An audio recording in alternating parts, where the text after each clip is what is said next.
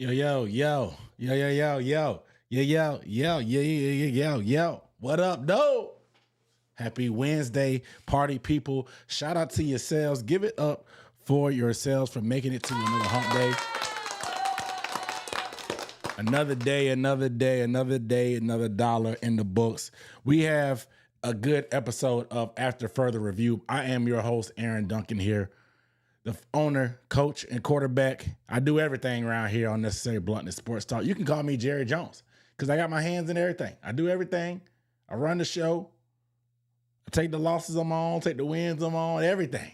You're going to hear from me when it comes to that. And here we talk about the Carolina Panthers. And this is After Further Review, your thorough deep dive. You're not going to get in-depth analysis like this for the Panthers anywhere else on YouTube. I promise you that. So make sure you are subscribed to the channel if you have not subscribed. Keep up with everything, man. Obviously, After Further Review, this is a live film breakdown. Yes, sir. Live film breakdown. You guys know what to do. You show up every week for it, so you already know. But if you're watching the replay, it will be edited down. So if you want to see the full unedited replay with the film included because of copyrights, you must become a member. Shout out to all the members in the chat as well. Shout out to all the members, backbone of the channel, showing that love, showing that support. And so we will be rocking and rolling because the draft is in the books, party people. The draft is in the books, party people. So tonight we have to look at what is going on, how these players fit. We're going to talk about some news. We got to talk about Bryce Young's fifth-year option being officially guaranteed. Officially guaranteed, right? And then we're going to talk about Jonathan Brooks being cleared by the surgeon. 2 years. 2 years we've been waiting. 2 years we've been waiting, and it seems like it's about that time for Jonathan Brooks to unleash and try to earn his keep as a second round pick. And also, we're going to talk about Monroe Freeling. We don't have film on Monroe Freeling this week, but we're going to talk about how early he should start. Should he be a week one starter? Should they bring him along slow? There's certain circumstances and question marks that I have to raise up about potentially what could be the learning curve for Monroe Freeling, the first round draft pick. And of course, we got film breakdowns tonight. We are watching Lee Hunter, looking at the film, look what he brings to the table, looking how he could potentially fit to this front, and also Chris Brazzell, the speedster, our second and third rounder. So yes, we will be discussing our first rounder, we will be looking at our second rounder, and we'll be looking at our third rounder. What a night for tonight. I'm gonna try to make this brief as possible because your boy got stuff to do. AKA my 9 to 5, unfortunately. I ain't at a point where I can do this way. Let's get into the chat. Our Vera Robinson in the building said, what up, though? How do I like that fifth-year option pickup? We will talk about that. Mr. Hunky Dory, what up, though? Said Mr. Hunky Dory is basically the draft is already over. Yes. Hunky Dory. Did you email me your email? I don't see it. Did you email me your email? I didn't see your email for your draft hat. You want a draft hat, brother? You want a draft hat, brother. And everybody else, I will be sending out the gear from the giveaway from the draft stream tomorrow. But there's a few people that did not email me. There's a few people that didn't email me. Hunky Dory, I don't think I got yours. Roy Sigma, I don't know if I got yours either. I got an email from somebody, but somebody could be lying. You have to identify yourself. Identify yourself when you email. Okay? So let me know who you is when you send it. Hollywood was global. What up, Panthers Nation? How we feeling? Rails, what up, though? Nicole Ivory, shout out to Nicole Ivory, the member. What up, though? Dana Lowe, another member. What up, though? What up, Dunk? And Panthers family. I know it's early, but I got a great feeling about our Panthers this season. Amen.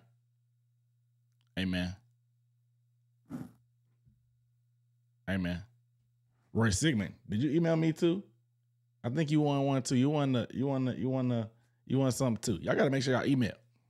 What up, though? What is up, though? You can leave out the ears. It's just what up, though. Throw the fingers up. Jason Bishop, what up, though? Mr. Hunky Dory said the rebuild is done and the re-engineering has started. I like it. Re-engineering. It's a cool little term. Streaming Poppy, what up, though? SD Panthers boy, what up, though? Another member. Rocking with your boy. D Tice, what's good with you? What up, though? Tariq Armstrong, what up, though?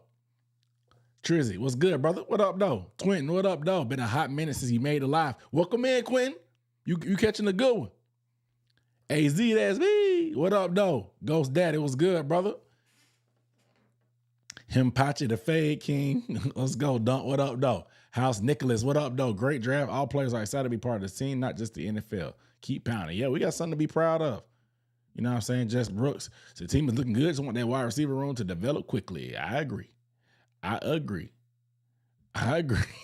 He looked great in that Bucks game. Yeah. Pray for JB. We need his skill set. Facts. We need it. Mr. Luke Cage, what up, though? I see film on the 7th rounder. There's not much film. He only played for like a year, right? I'm gonna do some digging, see what I can find, though. But that'll be in part 2. Next week, because rookie camp starts on the 9th. So I wanted to make sure I got a preview of all the rookies before rookie camp starts. So I had to divide it into 2 parts because I can't be on here 4 hours tonight. I got stuff to do. Tonight, man, unfortunately. Mr. Lucas, I'm still happy that Louisiana didn't get this Sunday guy. Facts. I thought that, unfortunately, Ruben Bain went to the Bucks. That is not great. Ruben Banks going to the Bucks is not great. Not great. Yeah, make sure you guys get a video thumbs up if you have not. We got 95 people in here, but only 23 likes. The math ain't mathing. Tez, what up, though? Thanks for all you do. You're amazing, just like the draft this year. Appreciate you, Michael. Appreciate the kind words. BY9 got the 5th year and them Gators. Haters about to be in 5th gear. Bro, we're going to talk about that. Carolina Mars, another member. What the F is up? Dunk, what's good, brother? Ant Montgomery said, what up, nephew? What up, Unc? Will Horsley, you? What up, though? Blatant disrespect. Yeah, the odds makers tripping. I got a video on that separate. It ain't gonna be on the stream. I'll do that separate. Maybe if I got time, we'll talk about it tonight. But we'll see. All right. So, man, where else are we gonna start? Where else do we start? You know what I mean? Because D-Cash, what up, though? Because, like Mr. Luke K said, Leon Murray was good, bro. Like Mr. Luke Cage said, Bryce Young got that 5th year option, and them haters about to go into 5th gear. Hey, man, it's tough. It's a sad day. If you are a Panthers fan, it's a Bryce Young hater. It is a tough day. Tough news dropped today, brother. Tough news dropped today if you are a Panthers fan that don't like Bryce Young. He's going to be here another year. And the more and more, if we have another year like this year, that extension coming, and it's really going to be some long days for y'all. And you had to have seen this coming.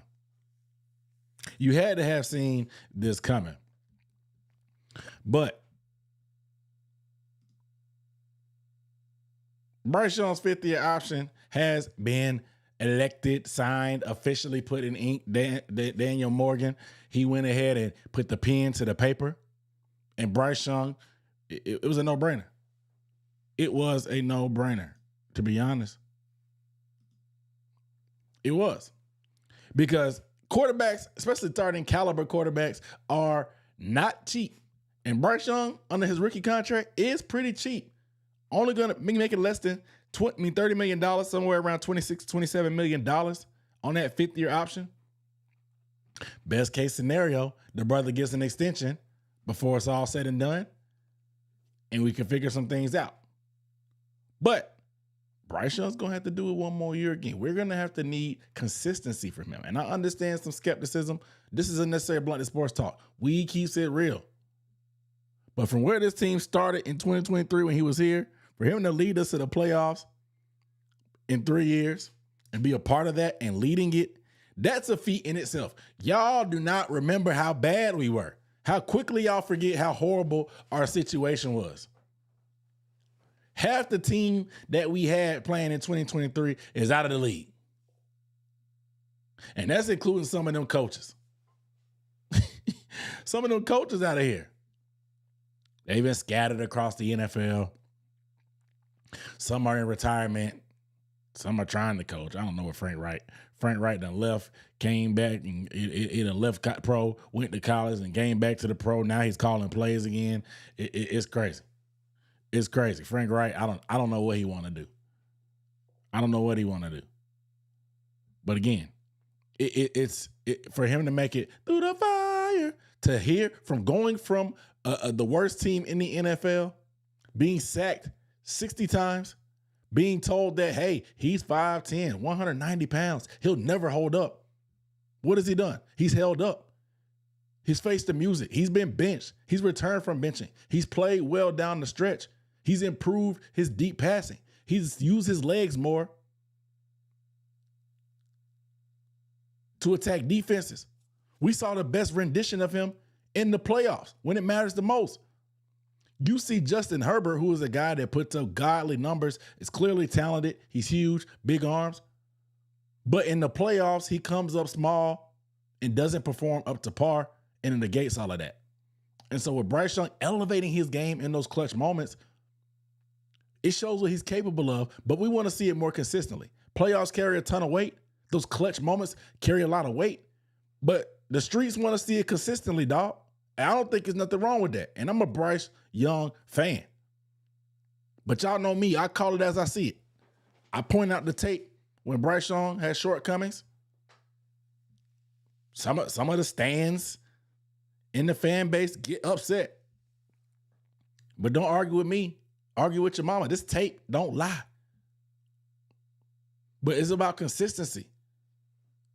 We can't see no 50-yard games no more, dog. We can't. There can't be any more 50-yard games. I know you're not going to throw for 250 yards every night. That's just not the modern NFL anymore. There's not nearly as many 4,000-yard passers in this league like it used to be. Defenses have really adjusted. They play a lot of that shell coverage. And the numbers just aren't as gaudy as they usually are. But we can't have no 50-yard games. That can't happen. There can't be no 50-yard games, bro. We got to get that behind us. We got to get that behind us and out the system. And I understand Seattle won the Super Bowl. They're legit. They are. But the bar got to be a little higher than 50. I'm sorry. The bar got to be a little higher than 50. I'm sorry. And so I think that it was a no-brainer. I think the team is fully invested and behind Bryce Young, invested in the offensive line. They spent money on the offensive line as well, drafted another weapon. Not the most ideal weapon, and we'll talk about it a little bit later. But they're trying to put pieces together around Bryce Young. Big year coming up for him, though. New offensive coordinator. Going to be a young offensive line. Trying to get the running back game back on track to balance. But we've seen what he's capable of. As you show us what you're capable of, the standard becomes different. Not just because of money, but because we see what you're capable of. So now we're going to compare you to that. We've seen you go toe-to-toe with the Matthew Stafford on 2 separate occasions. One in the playoffs, one in the regular season. We saw last year you go toe-to-toe with Jalen Hurts. And was a drop pass away from potentially ruining somebody's day. And maybe getting somebody fired. Just saying. We've seen you go toe-to-toe with Dak Prescott and shootouts. And so I just think that, man, you have to put it all together this year, Bryce Young. And we need to be able to make the decision on how much money do you give him for an extension. That's the question. That's the question.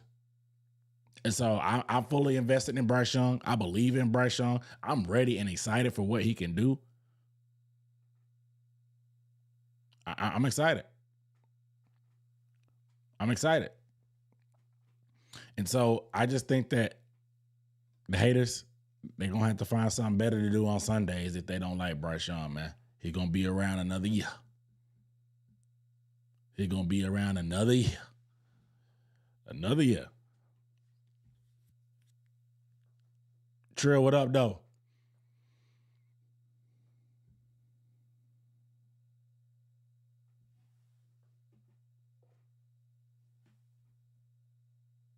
Yeah, the wins is what matter.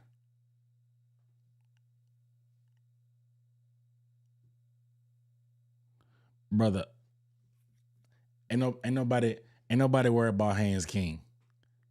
Haynes King got to worry about making that team. I don't want to. The Haynes King chatter. Look. I don't want to hear about this, man. I'm sorry. And I don't know who's driving the bus. I don't know if it's you or whomever. But I don't care how much Bryce Young struggles. We are not going to see Haynes King. I don't care about Haynes King chatter. That faction of the fan base is going to be starting Haynes King chatter. That's the same fan base that was trying to push Matt Corral agendas.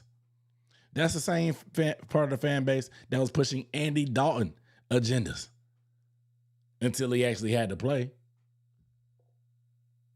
And so the same people was pushing Hendon Hooker agendas. I'm just not taking them serious, bro. I'm just not taking those chatters serious. We riding or dying with Bryce Young this year, period. Period. Dan Morgan today said that he not using him as a Taysom Hill. But just because he runs a 4.4, he ain't taking nobody's spot just because he run a 4.4. And he's a shiny new toy. I'm just saying. He was undrafted for a reason. Nah, I get it. I know. I ain't shooting at you. I just know how the fan base is. I just know how some of the fan base is. The same folks that's talking about Haynes King hype, they wanted Matt Corral. They wanted Hendon Hooker. They wanted Andy Dalton. It's just a new flavor that's not anybody but Bryce Young is how they moving. Anybody but Bryce Young is how they moving, man. It's actually embarrassing. It's embarrassing. They should really be ashamed of themselves. They should really be ashamed of themselves. Roy Sigmund, how do you send your email? Email me. My email is in the description of the video. Unnecessary.bluntness.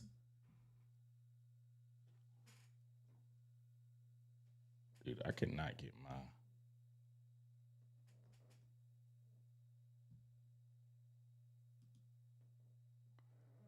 my what's it called not working.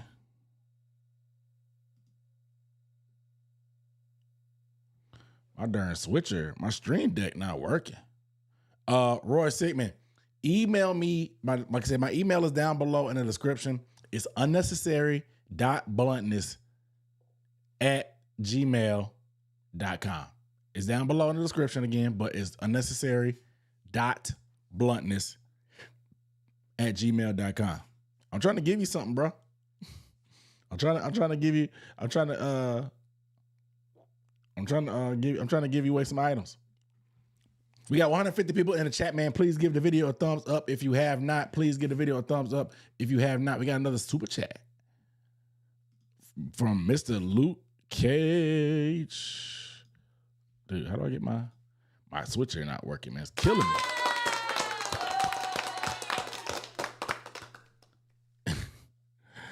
They said we done came a long way, Dunk. Noodles, no packet, the can murk, the powder murk, getting it out the mud, son. Dude, we went from 2023 was really the trenches, dog. 2023 was really the trenches.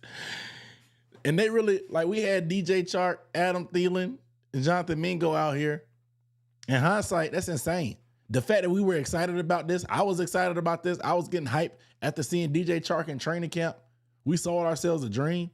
We was in free agency hoping for DJ Chark, hoping for Adam Thielen. I remember Adam Thielen visited, and we were like nervous if it was going to update and get the update about him signing.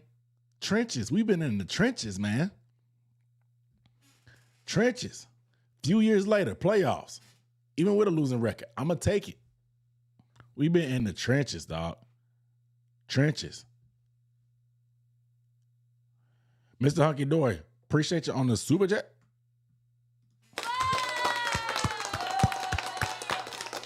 $25.9 million. It's only 8.9% of total cap. Cheap contract. Exactly. It was a no-brainer, man. It was really a no-brainer to get that fifth-year option going. Now we'll see. We'll see what happens in terms of long-term contract. We'll see what happens in terms of long-term contract.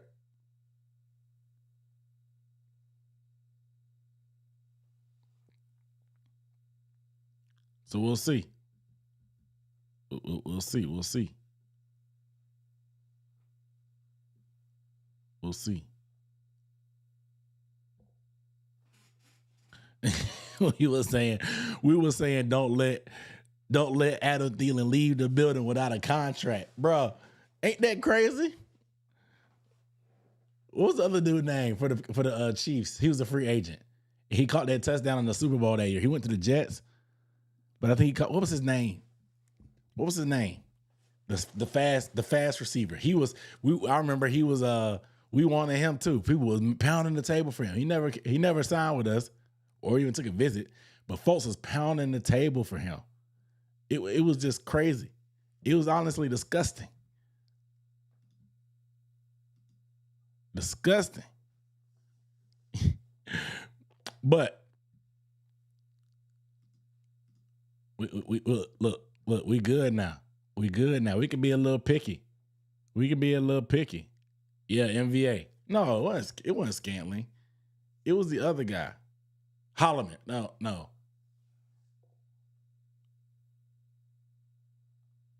Not Hollywood Brown. Is it the guy from Georgia? I think he went to Georgia. He caught the touchdown to beat the Eagles. Hardeman. Yeah, Mecole Hardman. That's who it was. Mecole Hardman. Golly. We was in the trenches, bro. Mecole Hardman, bro. Golly. All right. Next bit of news. I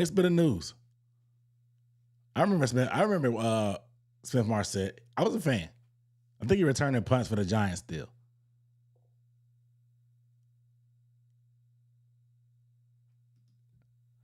All right. So, breaking news, party people. Jonathan Brooks has been cleared. According to him, he did a press conference before their workout for the offseason program. He was asked plain and simple, have you been cleared? And he said, yes, I've been cleared by my doctor. The team trainers have a plan that they're putting together. I'm trusting it. And yes, I am cleared. Let the church and the people rejoice. Let the people rejoice, rejoice, rejoice. Jonathan Brooks, he's made it, man. He's made it. Through the fire. Bruh, he has made it. He made it, man. And some of y'all, I get it. Y'all are like, he's injured, dunk. Why are you so excited about him? He's damaged goods.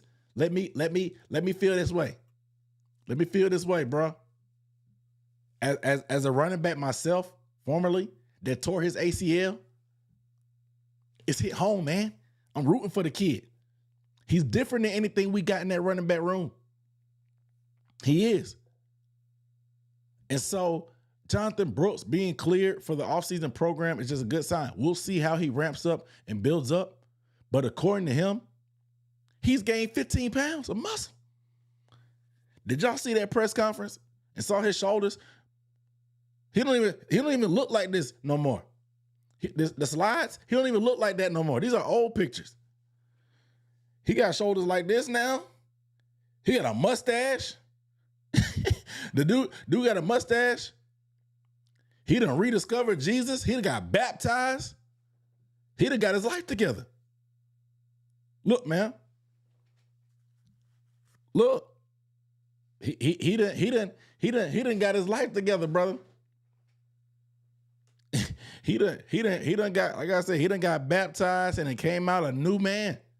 I'm hoping he's a new man after all this rehab. But you're talking about somebody that's been almost or over a year removed from the game. By the time he gets back, it'll be about 2 years removed.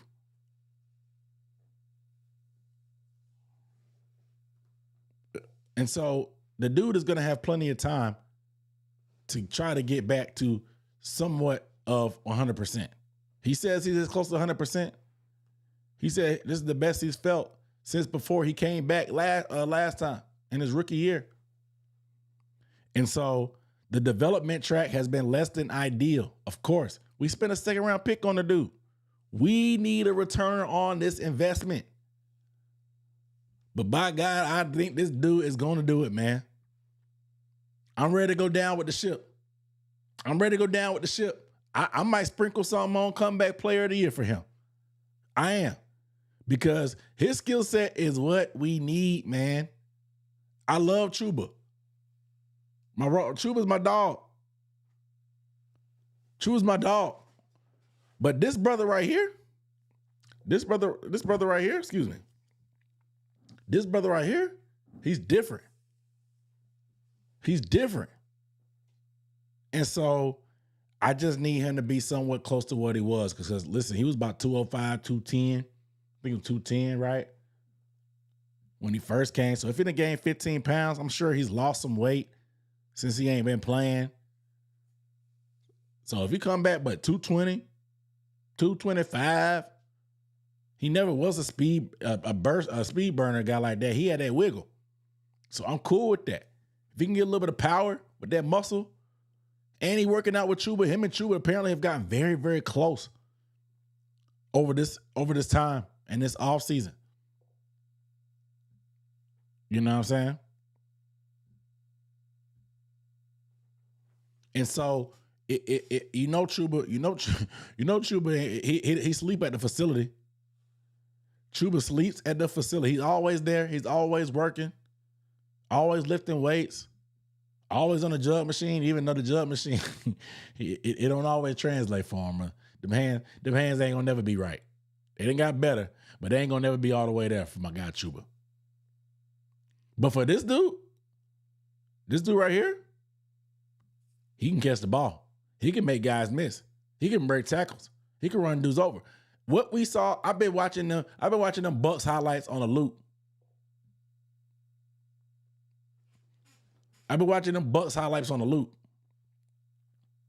I just think that this dude is going to figure it out, man. I'm rooting for Jonathan Brooks, man. If he can come back, this would be like an extra draft pick for us. Something that we didn't account for. Something that is going to be nothing but profit, because I'm not expecting anything from him. So anything he gives us is just gravy on top of the potatoes, the cherry on top, the syrup on the pancake, whatever you want to call it. Honestly, you need syrup for pancakes technically, so that's a bad analogy. But you get it.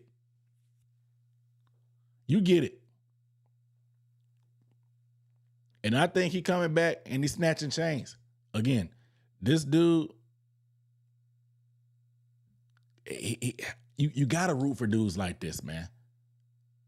He talked about how he lost his father, tore his ACL in the same knee twice. He's been ridiculed and talked about and hated on. But when this dude ends up being comeback player of the year, just be sure to stay on your respective side. That's all I got to say. Stay on your respective side when Jonathan Brooks is scoring touchdowns in the bank. That's all I got to say. Because I think it's going to, I got a good feeling, man. And I'm willing to go down with the ship. How do I feel about ETN? They need to use him. They need to use ETN.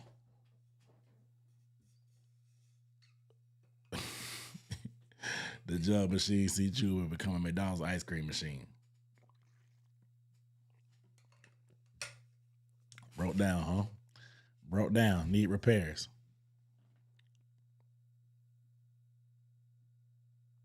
So he playing with purpose now, yeah. Josh said, I hope Brooks comes back and balls out. Me too. Said him getting that first touchdown gonna be different. If he come alive by mid-season, it's gonna be magnificent. Yeah, man, he's gonna be rusty. It's gonna take him a minute to get them legs underneath him. Fortunately, and I don't know what their plan is, we got an extra preseason game. That extra preseason game, because the Hall of Fame game, it can come in handy for guys like Jonathan Brooks. And I just say give him a drive. Give him a drive.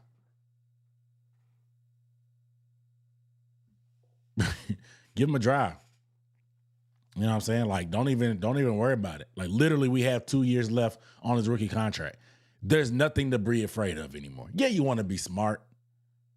You do want to be smart, but there's just no reason to be overly cautious.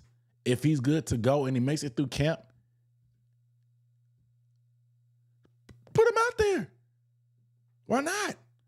Let him spin. He has low mileage. He only really was the feature back at Texas for 1 year. He was behind Bijan. He hasn't really touched the football in over a year. You're talking about 8 or 9 touches for him over the last, 2, almost 3 calendar years? Throw him out there for the Hall of Fame game. I don't care. I don't care. Let him spin. I want to see what he got. I want to see what he got. We got a 4th preseason game for a reason. Use it. Use it. Know what I mean? So, I'm team Brooks. I'm team Brooks. You know what I mean? I am. All right, so shout out to everybody in the chat. We gotta talk about something, man. How y'all feeling? Y'all locked in right now? Let's have a discussion. I gave y'all the news. Let's have a discussion now. This is the last topic before we get into the tape. Conseco 2 times. What up, though? If you want to leave a super chat to talk about it, let me know your thoughts specifically. Holla at your boy. But I want to talk about it, man.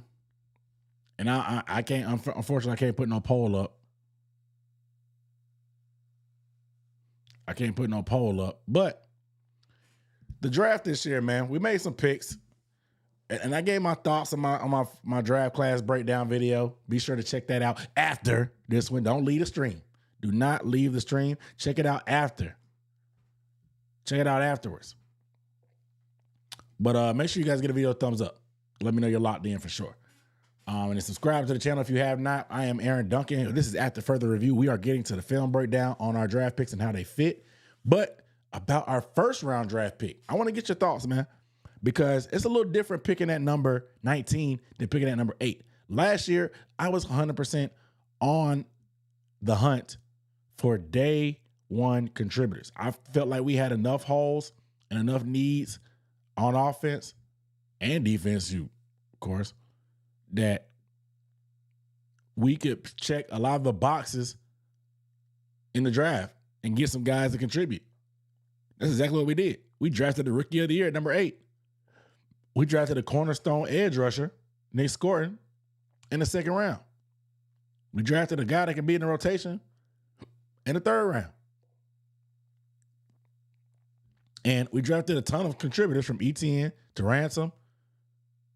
Cam Jackson is going to be in the rotation this year as well. We got contributors and guys to rotate. We had to build the depth of the roster up. After what Scott Fitterer did to us over the years, we're just blowing day 3 and day 2 picks. That really takes a toll on the depth of your roster. You end up having to fill in with these 1-year deals or overpaying vets. You know what I'm saying?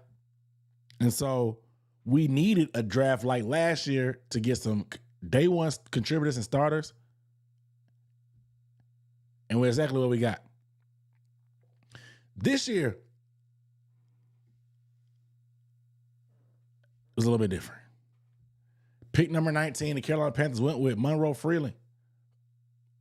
There was a group of tackles this year that many felt like were the first round caliber. After that, everybody was a little bit of a drop off. Everybody had some big question marks.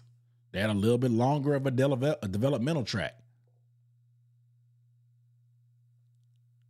And so Monroe Freeling is a guy that needs to get stronger, needs to probably add a few pounds, at 315 pounds, add a little bit, add some muscle, get a little bit stronger to help in the running game.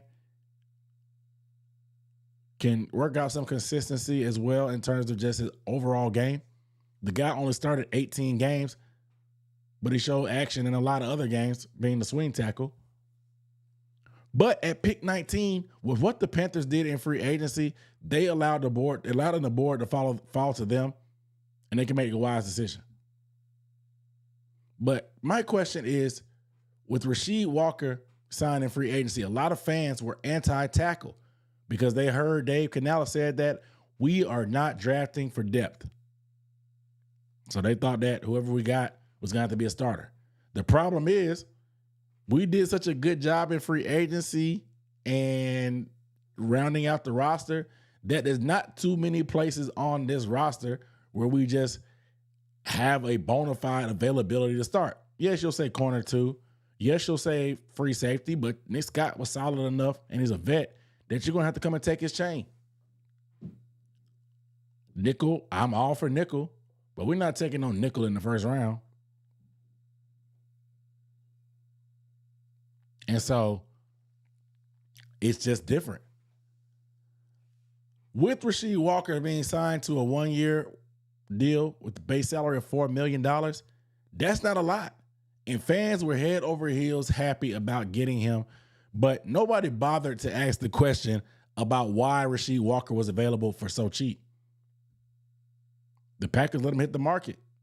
And all the projections, the PFFs and stuff like that, they thought he was going to get in the $20 million range. No. He got pennies. Swing tackle money at that. I talked about it before. The Packers drafted linemen back-to-back years to try to get Walker up out the paint. They've been trying to draft his replacement just because they want somebody that's better, a little bit more consistent. And you can see that in the playoff game, he didn't play that well against the Bears, and they lost. Sour taste in fans' mouth and the front office.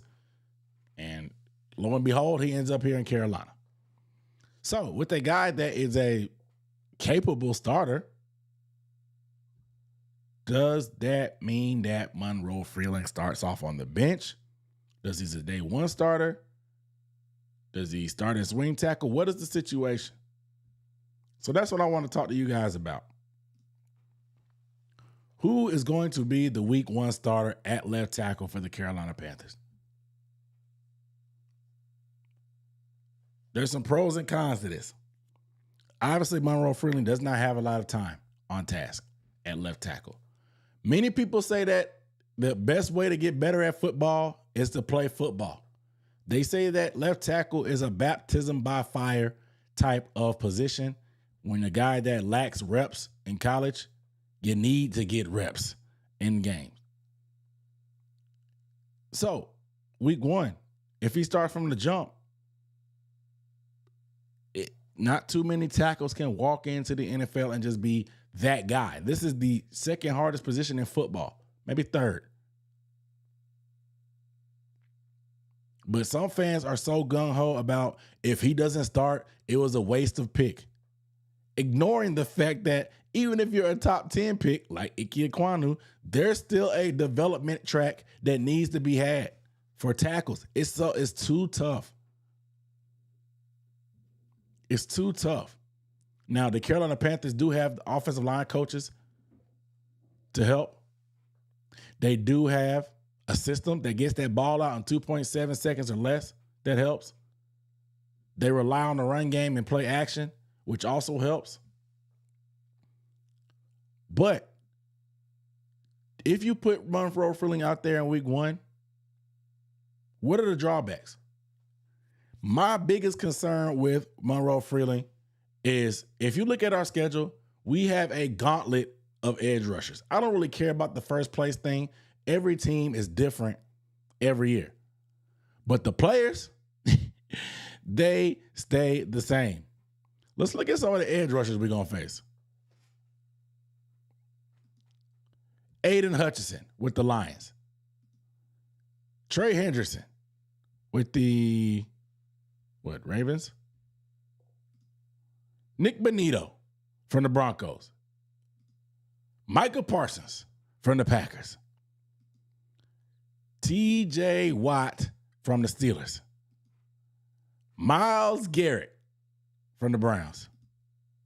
And Jonathan Grenard from the Eagles. These are bona fide double-digit sack type of guys. Some of the best. These are probably some of the top. All these guys light it up. Outside of Bonito. Bonito's a good player. He's just more of a sack guy than anything.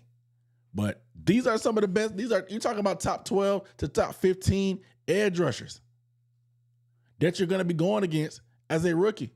We thought Ike Ekwonu had it bad going against Myles Garrett in his first start. This brother, Monroe Freeling, if he starts from the jump, these are 7 names. I'm not even counting the mid guys. I'm not even counting a Chase Young who had double-digit sacks, but he's an op to me, so I'm not really tripping. I'm not counting Ruben Bain, who's a rookie, so I'm not really tripping off that either. I'm not counting James Pierce Jr., who I don't really care because Monroe Freeling has faced him before in college, and he held his own. Not to mention the fierce D-line of the Seahawks, who don't have a premier rusher, but they have a phenomenal front. And so it's just tough. This list is nasty. So do you risk putting him out there and just say, here, man, go get it? Most tackles, you just throw him out there and tell him to figure it out. Or do you risk ruining his confidence because he's not there yet? He still has development to be had. Is he the type of guy that's built the right way that he can learn? He can take his lumps and then you figure it out from there? Or do you let Walker, who is not the best either, but he's experienced, he's faced a lot of these guys before, take the beginning, take the jump, let Monroe Freeling be a swing tackle, and then when you feel he's ready, put him in?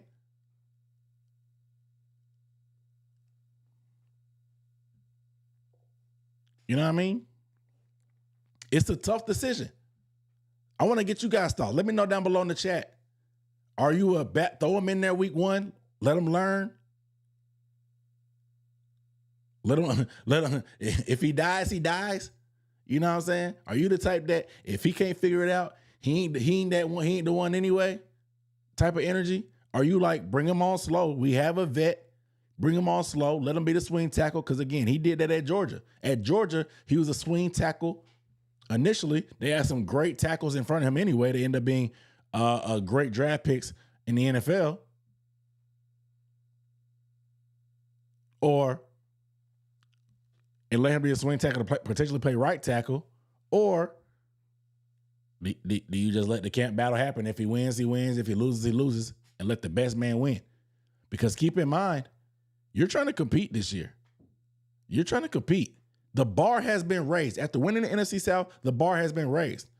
So do you think Monroe Freeling is good enough that you could throw him out there, maybe give him some tight end help, some chips from the running back when he needs it, to be able to handle this gauntlet and just take the lumps as they go?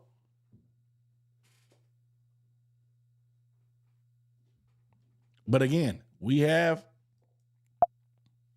there's a lot of time still.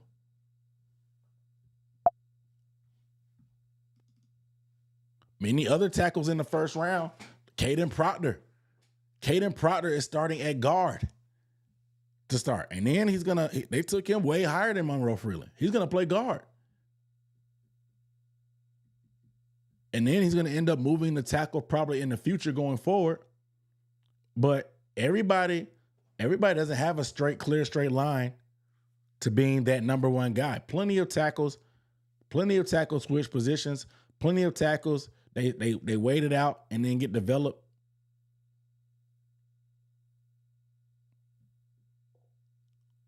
So that's the question that you have to ask yourself. Are you okay with the rookie taking lumps while we're trying to compete? Or do you go with Walker, who's a known commodity, try to maybe get him to play swing tackle?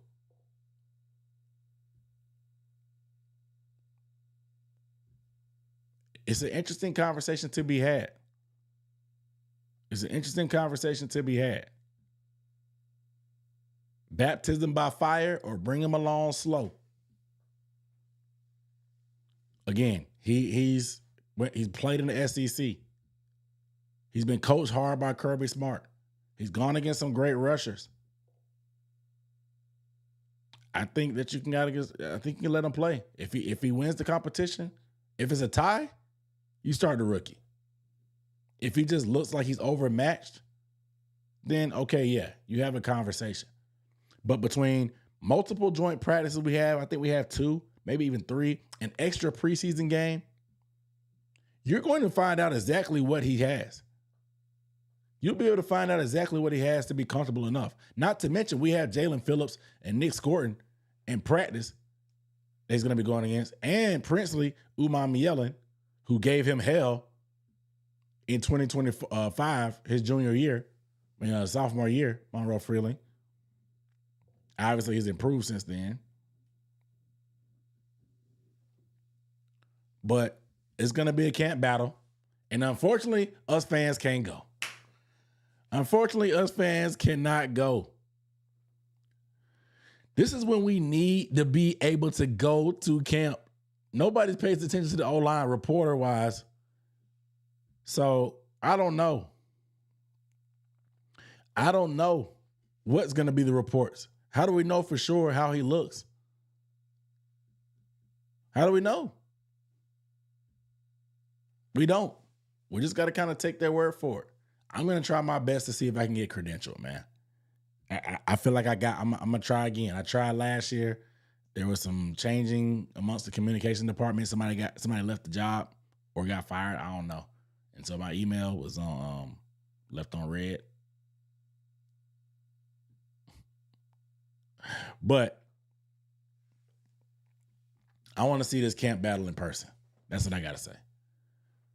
But again, just to recap this thing, Monroe Freeling is a guy picked at 19 that still needs to be developed, needs some strength in the running game, needs more experience overall. So do you baptize him by fire because the only way to get experience is to play, or do you bring him along slow?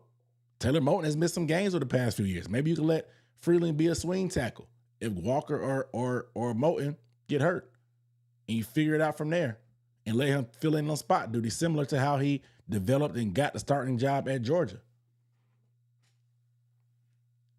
The gauntlet of schedule is something that you have to kind of pay attention to.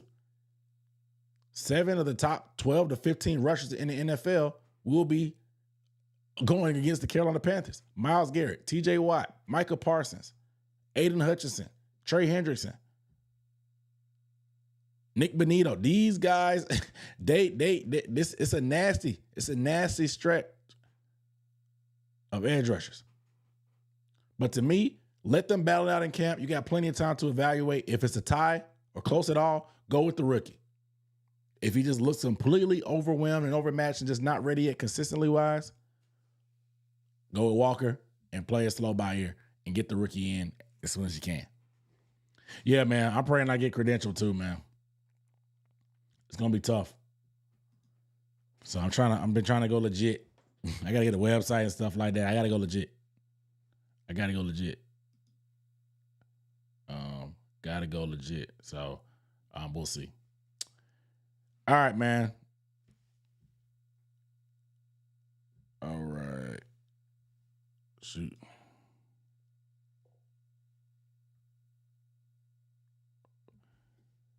What do you think they're gonna do with Jimmy Horn? How to use? All right, so we're getting ready to get into the film. The Carolina Panthers picks. They got, it was a meat and potatoes draft, man. We talked about it. Meat and potatoes draft. They went trenches 3 times. It's hard to argue with going trenches. You need trenches. So you need to see me on the sideline with headphones. Coaching don't pay enough. It don't. Make sure you guys get a video thumbs up if you have not. If you're new to the channel, go ahead and subscribe, man. I'm trying to I'm trying to get somewhere. I don't know what my goal is. I don't apparently nobody subscribes anymore. People just watch, which is fine. Which is fine. I just wanted to get to 20,000 subscribers before that happened. I just wanted to get to 20,000 subscribers before people stop subscribing anymore, but nobody subscribes anymore. Because the algorithm is just going to throw my videos at you anyway. But if you want to catch the live streams, you got to subscribe. You got to. You got to. But the Panthers, they got their picks, all 7 picks. Pretty good. I mean, they're in the books. And so it's the draft has come and gone. The draft has come and gone. However,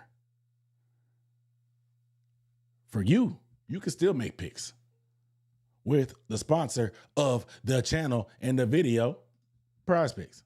We interrupt this programming for Prize Picks. Prize Picks, America's #1 sports picking app. It's a lot easier to use Prize Picks than it is to select prospects in NFL draft. Like literally all you got to do is pick higher or lower on player stats, locking your lineup. Simple. Simple. It's available in most states, California, Texas, and Florida. And now you can follow your boy. Follow your boy on Prize Picks at Dunk on Demand to see my lineups. Look, I've been slowing down kind of on NBA. I'm not going to lie. But WNBA season is almost here. Y'all may think I'm crazy, but with only being like 16 teams, it's so much easier to keep up and so much more profitable, in my opinion, to playing with that. However, you don't only have to do those type of picks. With Prize Picks, they have all kind of opportunities. I'm going to show y'all. Let's look at it. Prize Picks. I'm gonna let y'all pocket watch. See how much I got in my account right now. I keep it low. I keep it, you know what I'm saying? We don't get too crazy. We play responsibly. We play responsibly around here. So I don't keep a big balance. Those are bonus funds. But you can see up top where I'm scrolling, you can play all these sports. MLB Live, soccer, PGA, anything. Playoffs are going on. You can see all these player lineups right here. You can just pick more or less on them. But me, if you want to stick to the football, you can scroll all the way over and go to NFL season and look at stats. And the cool thing about stats is you can look at the Panthers and take advantage because you know the Panthers stay getting disrespected. Look at J.C. Horn. J.C. Horn right now only has 2 interceptions on his projection. I'm picking more on J.C. Horn when I lock this in. The brother had 2 interceptions in the Monday Night Football game alone. And I know he's a lockdown corner. He got beat a couple times, so quarterbacks are still going to test him at times.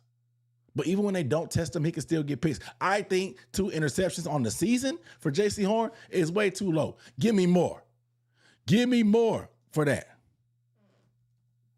Who else we got? T-Mac. They got him down for 924 receiving yards. He just had 1,000 coming off his rookie year. That's way too low. I would throw more on that too. He going 1,000 again.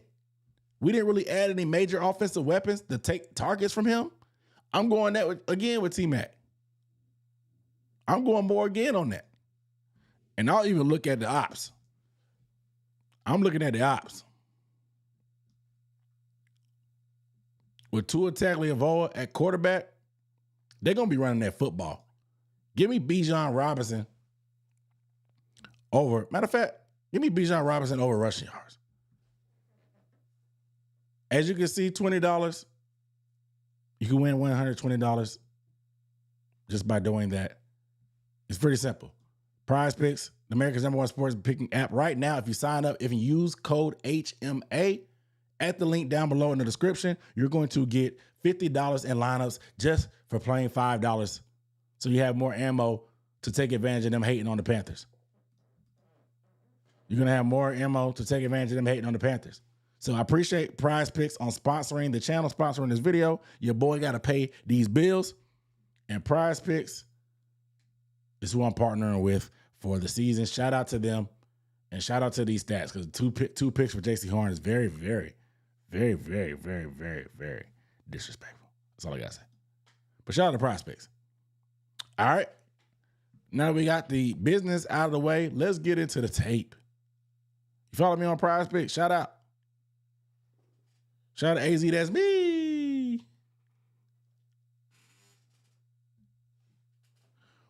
Winning gets taxed. If you win over $600, they will get you a 1099. This is not tax advice. I'm just a guy. But if you get over $600, they will send you a 1099. Anything over that, you got to pay taxes on, depending on your tax bracket. If you're in a 15% tax bracket, 20% tax bracket, 0% tax bracket, depending on where you at. Depends on where you at. All right. Let us get into the tape. Lee Hunter.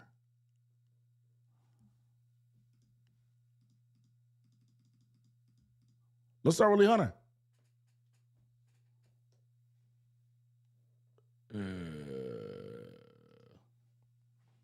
Lee Hunter.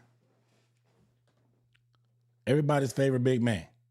Picked him in the second round. Traded up for him in the second round. At that, Lee Hunter is a guy that I'm a little curious about this pick. I'm not going to lie. And I went into a little bit of my skepticism on the stream, but the more tape that I watched, the more confused I got.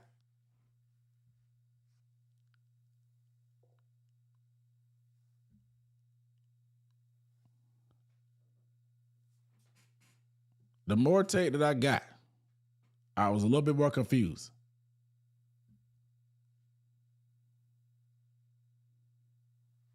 So,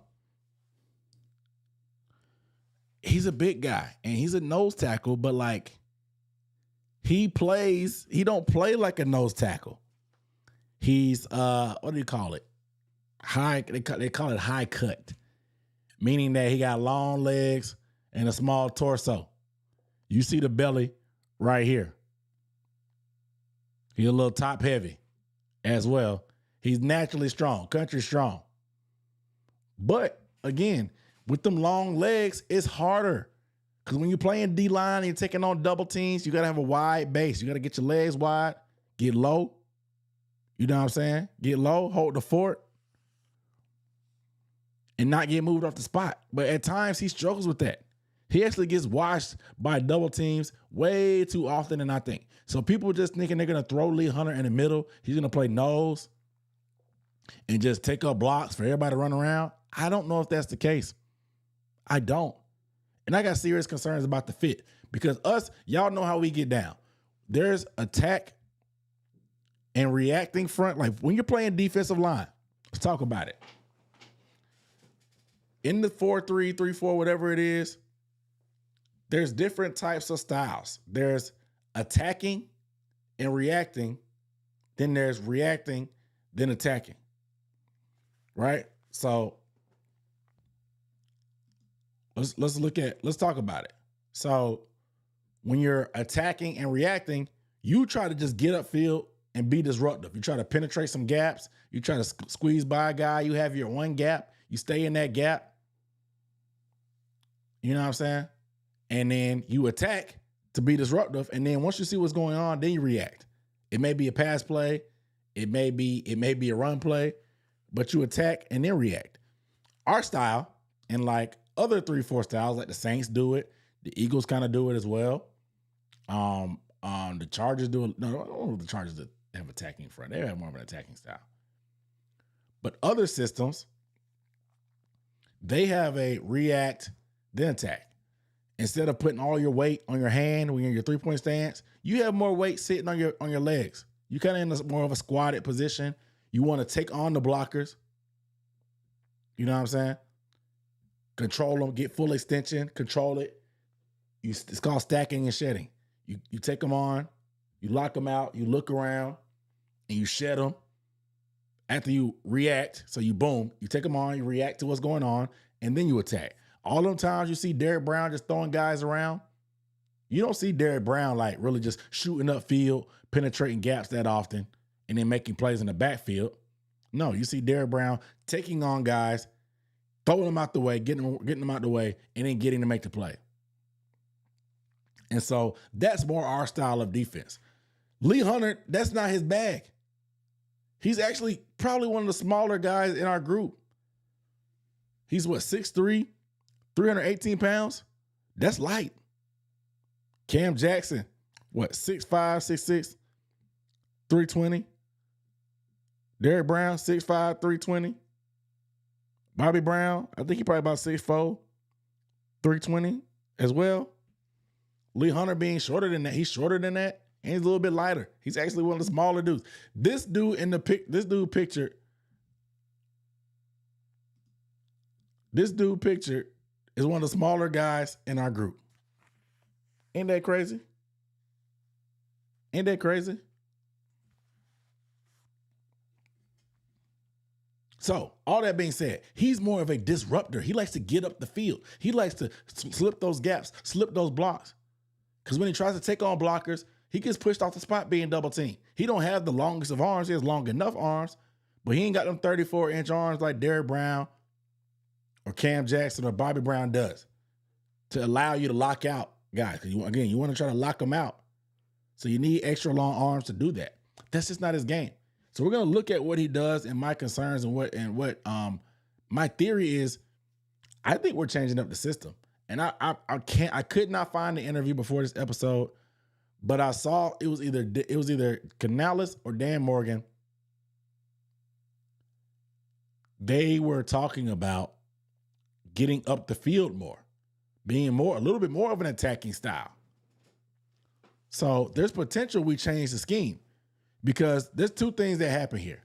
Either we drafted Lee Hunter because we're changing the scheme, or we panicked and we knew that there wasn't a lot of depth in this class. We saw Christian Miller and Caden McDonald get picked, and we were like, oh crap, we better make sure we get our guy. Let's trade up 2 spots, which I didn't think was necessary either, and make sure we get one of these upper tier defensive tackles, no matter if he fits or not. I don't think it's going to be a 4-3. I see people talking about 4-3. We play nickel mainly anyway. So you're going to see a lot more 4-man fronts regardless. But it's going to be I'm thinking more of an attacking, getting up the field, trying to penetrate the line of scrimmage versus the react and read. We'll see. Again, if we do what we've been doing, I am not a big fan of this pick. And I think as a rookie, Lee will struggle. It's going to take some time. There's some concerns I have in his technique that he doesn't do the stuff that we need him to do in our traditional system as well as I would like. Yeah, I've seen Mike K speculate about that. But I don't know. It hasn't been confirmed. We probably won't see until the regular season or preseason or practice if I can get to training camp. So let's look at it, man. Let's look at it. He's a good player for what he does. You saw the quickness, the penetration, even some pass rush chops. But also, in the stuff that matters the most to us, being able to take on double teams, being able to consistently stack and shed, staying low, keeping a wide base. He struggles at times, man. This is a second-round pick. Our second-round pick last year, Nick Scorton, he had 5 sacks. He was a real contributor from the jump. Lee Hunter, like all defensive tackles, just like Derrick Brown, there's a longer path for development, unfortunately, just because there's so much that happens so fast. Fine-tuning your technique, working on pad level, overcoming your deficiencies, knowing what works and what doesn't.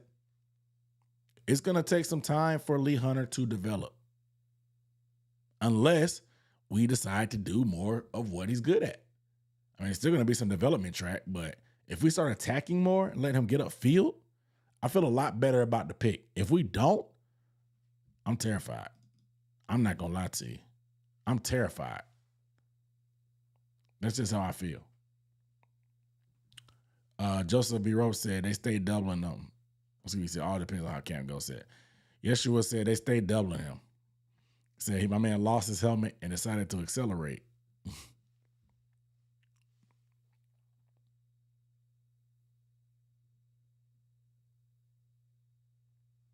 Said what assisted Rodriguez? Yeah. All right. So our third round pick. Let's talk about it. The controversial pick.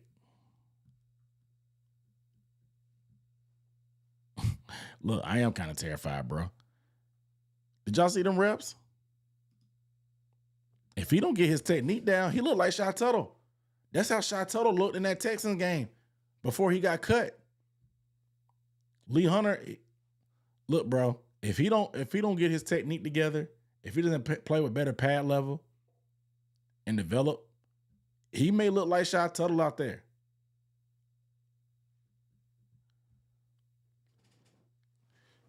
Shaky 8 asking would I went to free agency? Probably. A guy like DJ Reader is a guy that can play nose. And you're going to have to rotate anyway. If the Super Bowl taught us anything, you got to rotate. But I'll be curious to see how many reps he gets as a rookie and how they spoon feed him. That's what I'm wondering about. I ain't gonna lie to y'all, man. If Freeling don't start from the jump, you're looking at a draft class that is gonna really, really test. You know what I'm saying? I'm not gonna say. Let me put this on record. You're looking at a draft class that's gonna really test the patience of this Panthers fan base, and I know y'all don't have any. Y'all want your money and you need it now. JG Wentworth style. Y'all want to see a return on these picks from the jump. Damn the fact that they have 4 years on a rookie deal. Y'all want to see it tonight. That's what y'all want to see. And I get it.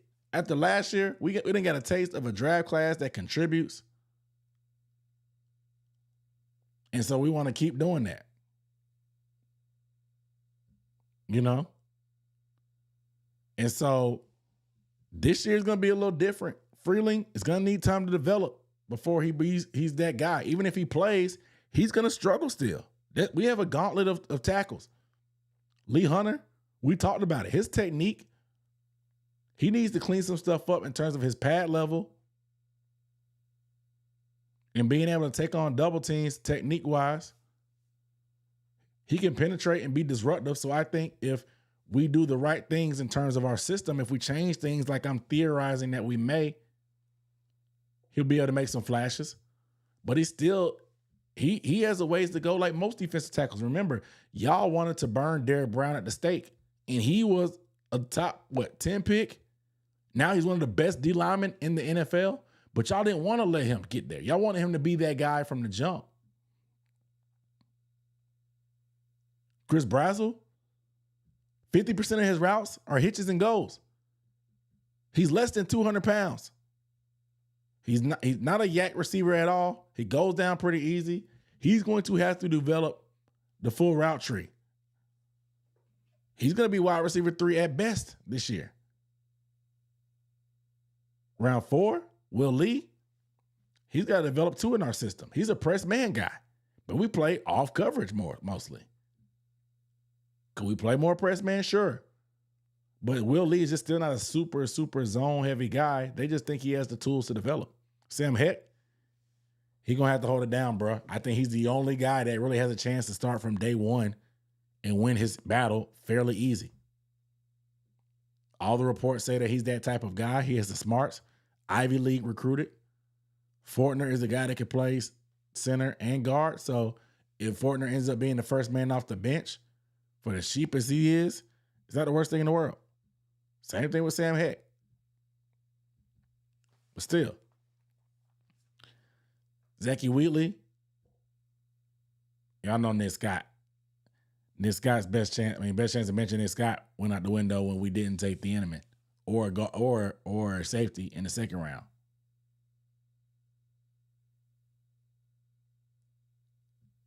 And in round 7, it's a special teams guy. So again, this is going to really test the patience of Panthers fans in terms of the development. Was there a couple directions I probably would have went? I probably would have went safety in the second round instead of Lee Hunter, personally. And then traded up in the third for that next group of D tackles that I think has a little bit more upside in terms of pass rush. But that's just me.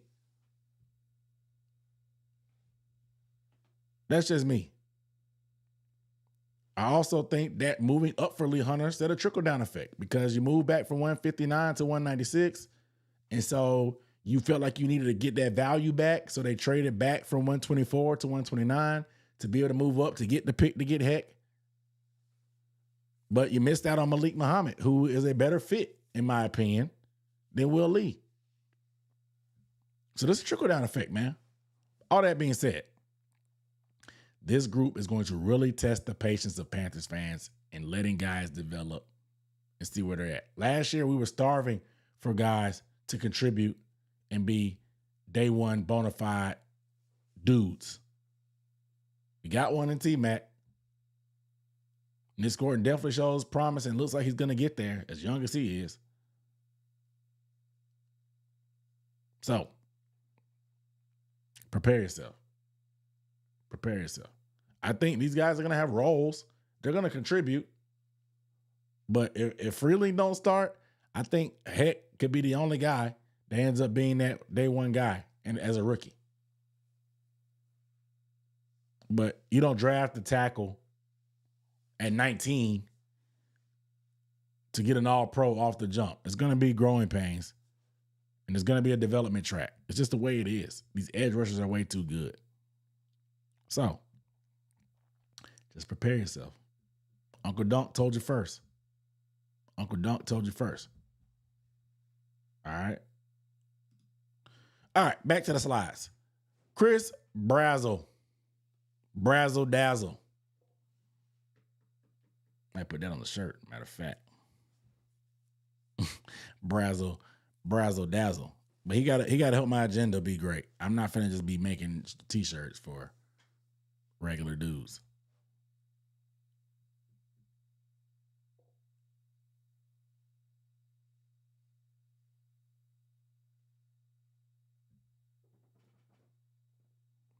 Yes. That's pretty much what I'm saying. Temper your expectations. And so don't be hating on dudes because they all like to hate on players when they don't show up from the jump. There's going to be some growing pains. They're rookies in general. But just because they're not T-Mac or Nick Gordon or whatever from the jump doesn't mean they don't have promise. They will contribute, they will develop, and we can make judgments down the line.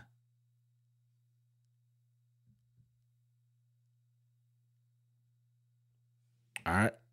But again, let these guys grow and develop. Chris Brazzle is a guy that I think is a textbook example of that. This brother is 6'4", 4.37 speed, less than 200 pounds, but he can run like the wind, man. This brother was getting Randy Moss allegations from Mel Kiper. I won't go that far, but it's very, very intriguing. I just think this is the ultimate boomer bust prospect. He can fall anywhere between Martavis Bryant or end up maybe being a Christian Watson type of speed guy, or he can just be a DJ Chark. But I also think what's different about Brazzle is ability to win the 50-50 opportunities. And I know you probably watched the film breakdown from your favorite Panthers receiver, but I got to give my take.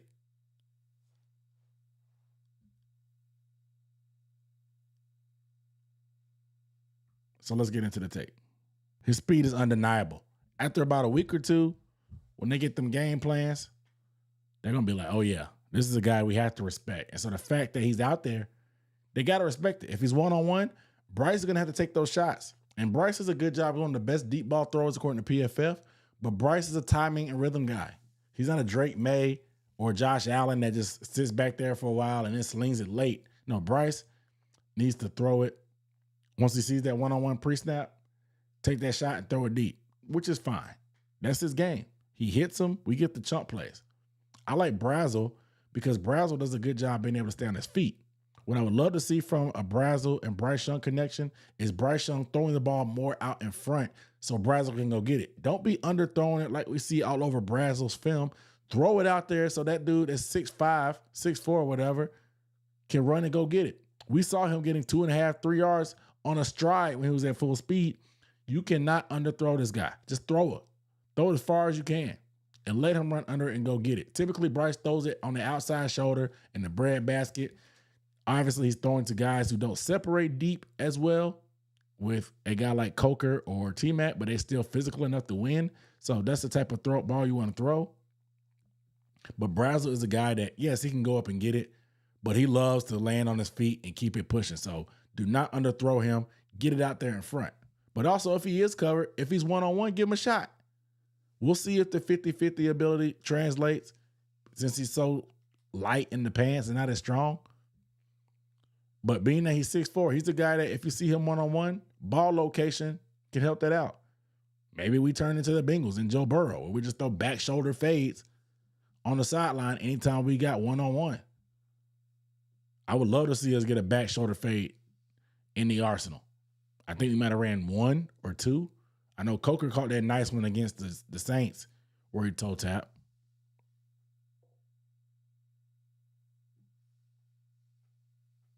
And so I want to see us get the back shoulder going.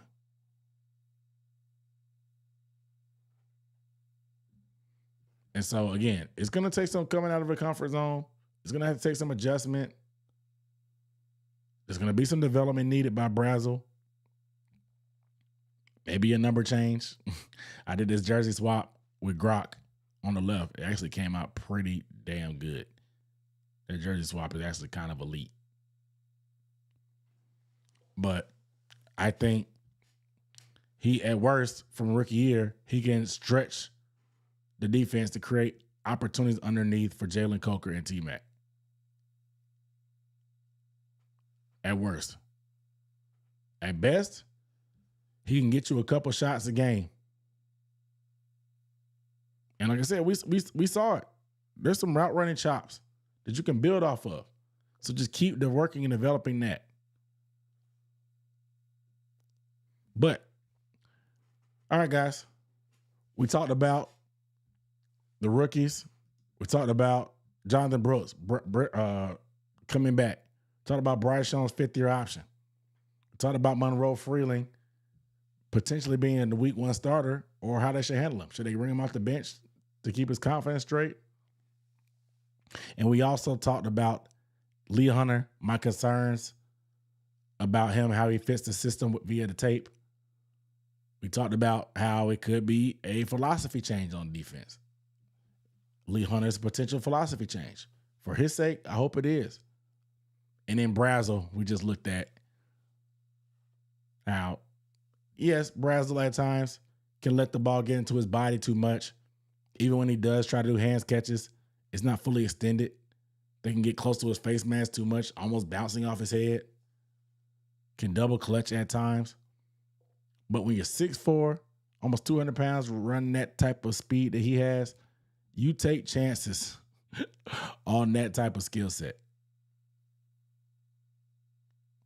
You take chances on that type of skill set.